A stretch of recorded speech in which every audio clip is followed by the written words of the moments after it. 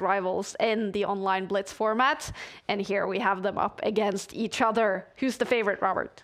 Well, Alireza has the white pieces, and I think I'm going to go with Reza. Okay. I think that Magnus, he was a bit shaky in that game, and I think when it comes down to the time scramble, Alireza happens to be the favorite. And before we dive into the X's and O's here, I want to give a quick shout out because Eric Rosen is near the top of the standings. He's playing against Jan Krzysztof Duda, which means that Rosen himself must have like 6 out of 7, which is a phenomenal showing for him. Fantastic. One of the top streamers as well, Eric Rosen. Yep, there he is on 6 points. Fabiano Caruana also on 6 points. Nakamura also. All right. People are coming back from that hard loss, but Firouzja hasn't played very many bad games today. Magnus's 2 last games has been pretty shaky. So Magnus is on a kind of a shaky place now, but Firouzja is safe. But Firouzja might be tired because he played a classical game of chess today. Imagine. Yeah, he must be really wiped. And I mean, he's focused, he's locked in. And right now it's just a normal looking position. But I definitely can imagine that Alireza, he's probably like, what time is it, by the way, in Samarkand right now? So it's, is it 3 hours before? Yeah, so it's 9:30 in the evening. He's been playing chess now for 6-7 hours. And he's towards the top of the standings in Title Tuesday now, fighting against Magnus Carlsen, slightly better on the eval bar. Clock has started to tick for Magnus Carlsen already, under 4 minutes on the clock. This is a big one, a big matchup in round 8. Only this one and 3 more rounds to go. Again, we have a position with these isolated pawns in a Magnus game. And will it still come down to which pawn is weak and which is strong in a position like this? It definitely will be at play. And right now we have an open board with a bishop pair for white, and black has these 2 knights. And so Alireza is taking a page out of Magnus's book. We know how much Magnus loves to maneuver around and just pose little problems here and there and then try to nurse that to a full point. But right now I would say that for Alireza, he has the sort of long-term advantage with the bishop pair, but look at Magnus' strike on the king side. He's saying, well, how long will this game go? If I can blast open your king, suddenly this could be really dangerous. And when you push pawns forward, they're actually easier to attack and easier to break open more lines. So where is his knight going to go now? To h7 to force the h4 move with the pawn?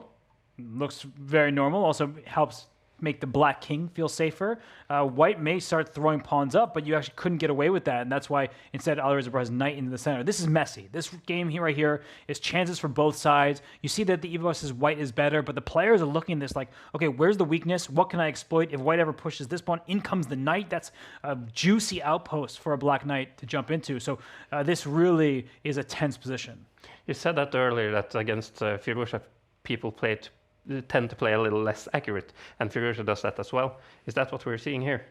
I think that we very well may. I mean, the position is quieter than some of the others that Firouzja goes for. Like, he will just, right out of the gates, like, go for something a little bit offbeat, maybe even objectively dubious. Here, he's playing solid chess. But we see in the bar wander a bit more than we usually do in the games of Magnus. It's wobbly. Yeah. It's wobbly. And right now, Magnus down to 2 minutes, 50 seconds. You see the time advantage opening up for Alireza Firouzja, and that might mean that Magnus is looking for a tactical solution to positional issues. Knight, okay, he takes there. I was thinking that there might be some kind of check in the mix, but no, he gives up his rook for a knight and a pawn. That means objectively by material value, white has 1 point of extra material, but that white king over here, that looks like it's in some danger. Watch out, that pawn's hanging. This is really a mixed bag. But if he can find some safety moves, then I really like the white bishop here, because you have so much dominance down against the open line in at A8. Yeah, this bishop stares all the way through. Yeah, so it's like, but the 2 knights are kind of troublesome now. Yeah, I like those knights. I mean, that's actually scary. This pawn is hanging, moving your king. It feels like you're walking to other checks. And LPDO, everyone, loose pieces drop off. That knight over here is not defended. And wow, a forcing move by Alireza. I wasn't actually looking in the center, but this is very instructive even for me. I'm telling myself something, that when someone's attacking you, you often want to strike in the center because you can't get tunnel vision. You can't focus on only one side of the board. And Alireza's given up a pawn in front of his king, and now he's just trying to say, my rook. I have an extra rook, 2 against 1. Yes, you have an extra knight, but what are you going to do? Because, excuse me, this knight's under attack, but this knight's also in some danger. Maybe black has to start stepping backwards. You have a juicy c4 square for the knight, but where is it going from there? That's a question that only Magnus Carlsen can answer. And right now he's down to 2 minutes. I'm not liking his clock. And whoa. Is he... the What other about way. the knights? Did he just give away this knight? You can check on... Yeah. Uh-oh. He's now down a rook for a bunch of pawns. But how many pawns? So right now black has 6 pawns. White has 3. White's about to have 2. So 4 pawns for a rook. That's not a material imbalance you see regularly. And then you win the d4 pawn as well, don't you think? 5 pawns for a rook. What? So mathematically, this is a balanced game. It's just a draw. Let's all end it. Let's, call it, even. No, this is a big moment here for Alireza. I mean, queen to e1 comes to mind. You want to keep your king safe, but you can't just sit passively because when that 5th pawn is captured, I mean, look at this. This is an army and then some. I'm going to put them in yellow because I'm still not sure if it's go or if they're enough compensation, but that's a ton of material for a rook. Wow. Yeah, and you're going to drop the d4 pawn as well, don't you? And then you have checks all around the king, so you just have to find a way through, but... All right. Interesting. Alireza is now down to 1 minute 43 seconds on the clock. He is equal to Magnus. And maybe that's the right continuation of the game, is some kind of repetition where Magnus may have to, I don't want to call it bailing out, it's just objectively the right thing to do, where he may have to just keep making checks. But no, Magnus says, I'm going to bring another piece into the attack. Alireza says, okay, you do that. I'm going to go defend. I'm 1 move away from defending my king. And now that knight can go back. Yes, d4 may fall at some point, but Alireza's king suddenly doesn't feel like it's in danger. And that suddenly it could be the black king that's in danger when the white rook starts staring down.